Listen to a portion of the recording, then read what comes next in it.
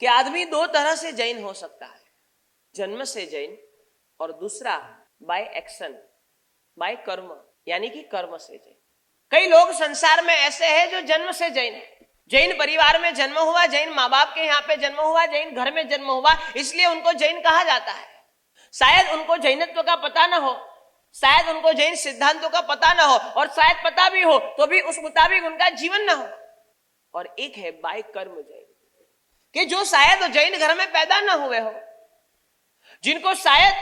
जैन परिवार ना मिला हो, जिनको शायद जैन माँ बाप ना मिले हो, लेकिन उनके जीवन के कर्म ऐसे है कि उनको जैन कहना पड़े। और शास्त्रकार भगवंत ने यहां तक लिख दिया कि आप भले जन्म से जैन बन जाओ, लेकिन कर्म से यदि आप जैन नहीं बने तो जन्म से बने हुए जैनत्व का कोई फायदा नहीं। लेकिन आज संसार में ज्यादातर लोगों के जीवन में देखें तो ऐसा प्रतीत होता है कि दुनिया में जन्म से जैन बहुत है, लेकिन कर्म से जैन बहुत कम।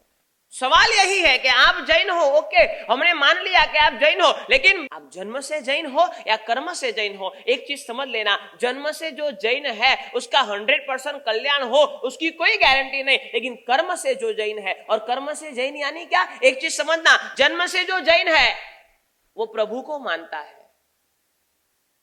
और कर्म से जो जैन है वो प्रभु की मानता है।